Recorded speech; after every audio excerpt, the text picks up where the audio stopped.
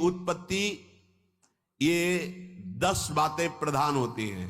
आपके अंदर 6 भाव आ रहे या बुरे भाव आ रहे हैं तो उनमें ये 10 बातें प्रधान हैं। पहला, स्थान।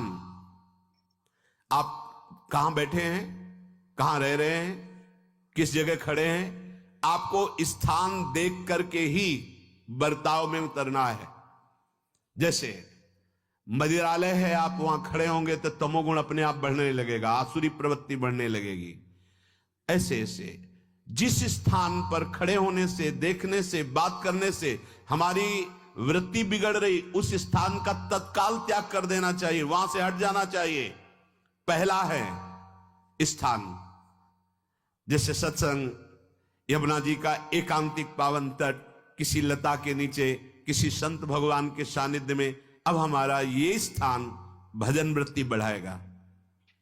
उस व्यक्ति का घर जिसके पास जाने से वासनाएं बढ़ रही, उस स्थान में जहां दृश्य देखने से हमारे अंदर गंदी बातें आ रही, पहला है स्थान। दूसरा है अन्न।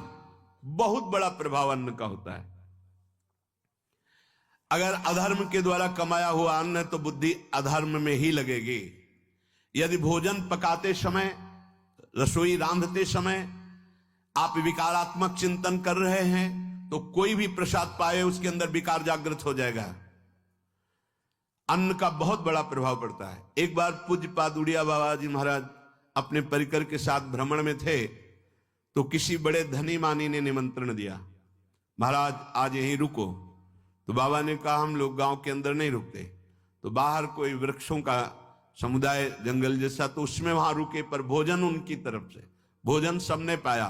जब सुबह हुआ तो महात्मा जन, साधक जन एक दूसरे की तरफ देखे और बोले आज तो हमको बड़ा दोष हुआ, गंदा स्वप्न आया और हमारा संयम बिगड़ गया।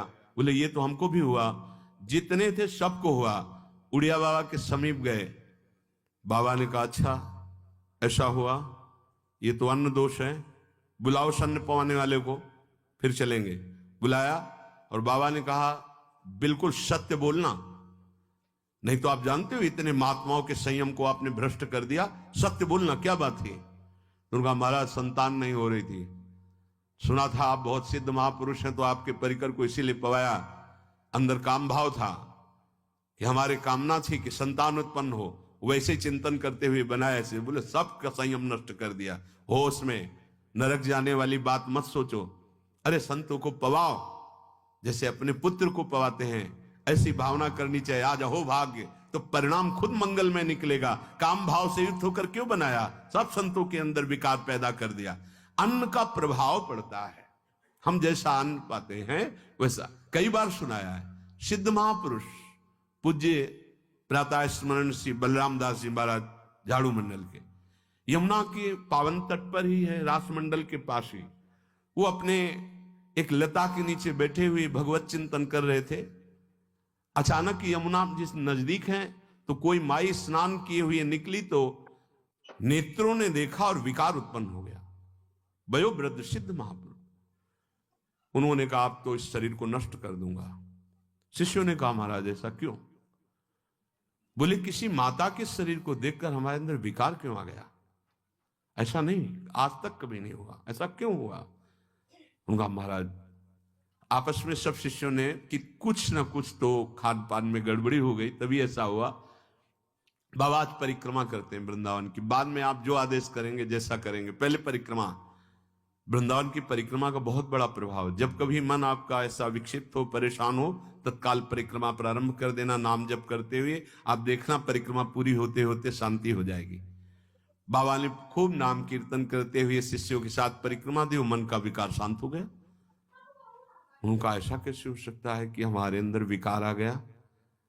ये बड़ी सूक्ष्मता का विषय है। कल प्रसाद कहां से आया था? तो उस समय लाडले गोविंद देव जी महाराज यहीं विराजमान थे वृंदावन में। बोले तो ठाकुर गोविंद देव जी का प्रसाद आया था। लकुट उठाई, गए हो तो भगवत स्वरूप तस्मित तज्जने भेदा भावात, भगवान और भगवान के ऐसे जनों में भेद नहीं होता, वो भगवत स्वरूप होते हैं। गए और कहा बताओ आपका प्रसाद न पावे तो अपराध लगे कि प्रसाद नहीं पाया, और प्रसाद पावे तो हमारे अंदर काम जागृत हो जाए, हम तो मरे ना दोनों तरफ से। तो ठाकुर जी बात कर रहे थे, दूसरों को नहीं सुनाई दे रहा था। कह रहे थे कि देखो नाराज मत हो, कलकत्ता की वैश्या थी, उसने भोग लगाया, अब उसने भोग लगाया तो हमने चख पाया, तो आपको प्रसाद का किनका लेना चाहिए? किसने कहा था कि पूरा प्रसाद पाइए? जरा किनका ले लेते हो, मधुकरी पाते। हाँ ये बात आपकी मान, तो हमारा तो पूरा विश्व है, कोई भी भोग लगाएगा हम तो पाएंगे, और हमारे प्रसाद की निष्ठा आप सबके हृदय में, तो किनका लीजिए, पूरा मत पाइए। सोचिए, भगवद अर्पित प्रसाद और वृत्ति, भगवान ने आदेश किया किनका पाओ, माधुकरी मांग के खाओ। यहां वर्णन कर रहे, यदि हम अन्न थोड़ा भी हमारे अंदर दूषित चला गया, तो जब कभी ऐसी विकार की भावना हो, आपके अंदर विकार बन रहा है, तो खोजिए। आपने कोई दृश्य देखा है, आपने किसी से बात की है, आपने कोई ऐसा संकल्प बनाया, नहीं, तो फिर भोजन दोष आ गया, अब आज उपवास कर दो। जब तक वो वृत्ति न नष्ट हो तब तक कुछ मत पाना, जल से काम चलाना, तो एक दिन एक पहर अपने आप शांत हो जाएगा। अगर बहुत विकलता हो रही तो नाम कीर्तन शुरू कर दो, भोजन मत पाना, नाम कीर्तन शुरू, बिल्कुल शांति मिल जाएगी, बिल्कुल। और ये तो उदाहरण महापुरुष इसलिए देते कि हम सावधान रहें। हमारे अच्छे भाव या बुरे भाव में ये 10 बातें बहुत प्रभाव डालती हैं। पहला स्थान, दूसरा अन्न, और तीसरा जल।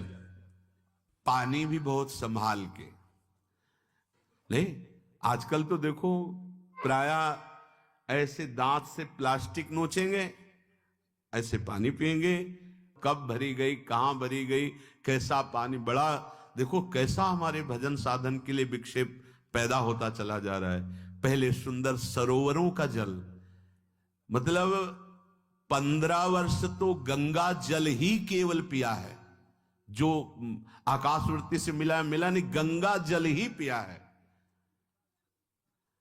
कुआं का जल, फिर आया हैंडपैप का जल, अपवित्र होने लगा। हैंडपैप में जो वाशर, अगर वो कहीं चमड़े का पड़ा हुआ है तो अपवित्र जल हो गया।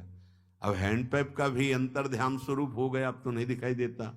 अब रह गया है मोटर से निकले और फिल्टर में जाए, वो मशीन जो फिल्टर करती पानी को, आरओ, उससे।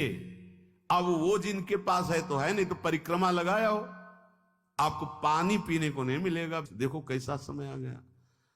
भोजन, पहले कोई दगाबाजी भोजन में तो नहीं करता था। गांव में जब जिसके यहां दूध बेचा जाता था ना, उसको बहुत लघु दृष्टि से देखा है, गाय माए एक बराबर होती है, ये दूध बेचता है। 10-5 किलो मठा तो आप ऐसे मांग के ले सकते थे, अगर अड़ोस पड़ोस में वो मठा मिल जाएगा। जब कोई उत्सव होता, फ्री दूध 100, 200, 500 किलो पूरे गांव के सब दे देते, कोई ऐसे बेचता था। अब दूध नहीं, जब बूढ़े लोग बैठते थे कहते थे पानी बिकेगा आगे चल के। आज पानी बिक रहा है, नहीं बिक रहा, पानी बिक रहा है। हमें लगता है सबको ही पैसे से ही पानी है, वो बोतलें नीली नीली नहीं, इतनी बड़ी बड़ी बिकती, उन्हीं से पानी पिया जा रहा है। आगे और समय जल का प्रभाव पड़ता है। जैसे हम गंगा जल पीते थे, सही कहते हैं, कई कई दिन जब भोजन नहीं मिलता तो पूरी पौष्टिकता गंगा जल से मिलती थी। गंगा माता के जल से ऐसा लगता था मानो हम परम पावन अमृत पान कर रहे हैं, सारी पौष्टिकता मिलती थी। कुएं का जल अपने आप में पौष्टिकता से युक्त होता, जो हमें चाहिए। आज देखो जल की समस्या हो गई, पवित्र जल पीने के लिए हम तरस रहे हैं। कहां जल, और कैसे मिलेगा जल? या तो आप पैसे वाले हो तो आप खरीद करके पीजिए, नहीं तो अब वो जल नहीं रह गया कि कुएं से निकाला पी लिया या सरोवर से पी लिया, या कैसा दुर्भाग्य है। जल का बहुत बड़ा योग है साधना में। जैसे स्थान का तो परम पावन वृंदावन धाम, अन्न का तो अब हम भगवत प्रसाद पाते हैं, तो जल का बहुत बड़ा योग है। आज दूषित होता चला जा रहा है, क्योंकि अब हाथ की बात नहीं रह गई है कि आप सुंदर कुआं से जल लें या सरोवर से जल लें या आप नदी से जल लें। हाँ, स्वामी जी के लिए लिखा हुआ है कि रोज यमुना स्नान और रोज यमुना जल ही पान। हमारे वृंदावन के समस्त भगवत स्वरूपों का स्नान यमुना जल से ही होता था, हो रहा है और होता ही रहेगा। बिहारी जी के लिए आज भी कलश में भरकर यमुना जल ही जाता है। तो कपड़ा से ऐसे ढक के जब हम 2 बजे परिक्रमा देते थे तो एक महाभागवत है, वो किसी को छूते नहीं, दूर से कहते छूना मत, बिहारी जी के लिए जल जा रहा है स्नान के लिए बिहारी जी का। फिर चौथा है आपका परिकर, जहां पर रह रहे हैं वो समुदाय, चाहे परिवार हो या आप समुदाय, वो कैसा है, रजोगुणी है, तमोगुणी है, सतोगुणी है या त्रिगुणातीत भागवतिक है, उसका प्रभाव पड़ेगा। पांचवा है आपका पड़ोस, आसपास वाले घर, जैसा है वैसा प्रभाव पड़ेगा आपके ऊपर। पड़ोस निंदनीय है तो बंधन से युक्त होना पड़ेगा।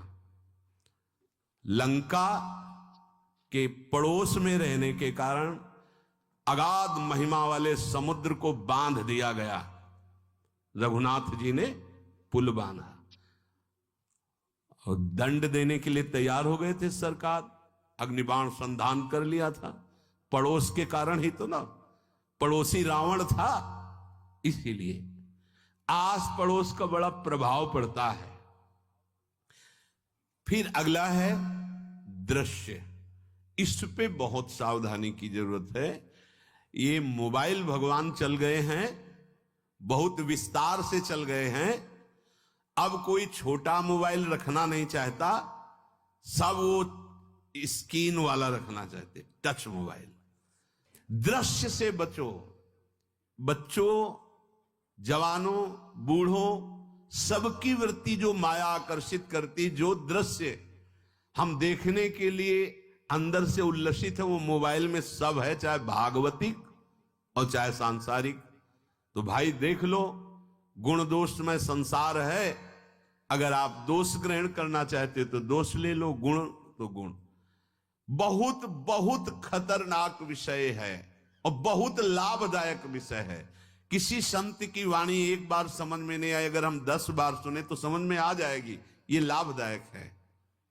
कभी कोई किसी से बात करनी, पहले जाए तो पोस्ट कार्ड चलते थे, एक कार्ड, वो 15 पैसे का इतना बड़ा वाला आता था, 25 पैसे का बंद वाला लिफाफे में आता था, नीले नीले कागज का 15 पैसे वाला कार्ड, उसमें चिट्ठी जाती थी महीनों में। कभी यहां 1 मिनट में अमेरिका से बात कर लो, कितनी बढ़िया बात हो गई।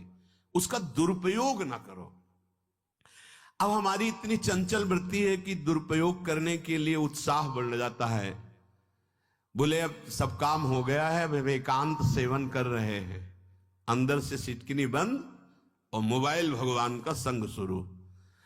2-4 मिनट सत्संग और अच्छे दृश्य देखे, फिर बगले में वहां सब होता है कि आप बस उसको ऑन कीजिए, फिर जो मनोरंजन शुरू होता है, फिर उपासक मिटिया मेट हो जाता है। ये बहुत सावधानी की बात कह रहे हैं। वैसे हमें लगता है यदि आपको इस बड़े कार्य वाले ना हो तो छोटा मोबाइल रखे तो अच्छा रहता है।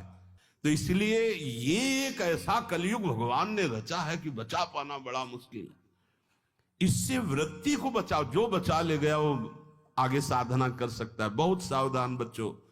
हमें लगता है यदि आपका मन चंचल हो, आपके शासन में ना हो, तो स्क्रीन वाला मोबाइल अपने माता पिता को दे देना चाहिए। और हम कहते रखो, छोटा वाला रखो, कभी कोई आपत्ति विपत्ति या सूचना देनी हो, बढ़िया काम करता है। जरूरी नहीं है इतना बड़ा लेके चलना। हाँ, अगर आपको बहुत राजकीय विभाग के कार्य हैं तो बात अलग है कि कौन सी सामान कहाँ कैसे, तो वहां से वीडियो भेज रहा है, वो चेक कर रहा है, यस हाँ ठीक है अब चलाओ। अपने को क्या काम है? सत्संग अगर सुनना है तो सत्संग सुनने के अलग यंत्र आते हैं, चला दो उसमें, वो इतनी बड़ी लगती है, उसमें चिप, पेन ड्राइव ऐसे लगा दो और सत्संग सुनो। जरूरी उद्देश्य वाला रखो। यहां कह रहे दृश्य, अगर गलत दृश्य देखा तो बावरे बन जाओगे और अच्छा दृश्य देखा तो भगवान के मार्ग के पथिक बनोगे।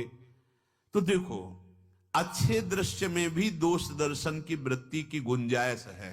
जैसे कोई लीला हो रही है, लीला के पात्र जैसे हमारे ब्रजमंडल। अगर वीडियो पसंद आए हो तो लाइक शेयर और चैनल को सब्सक्राइब जरूर करें। तब तक के लिए राधे राधे।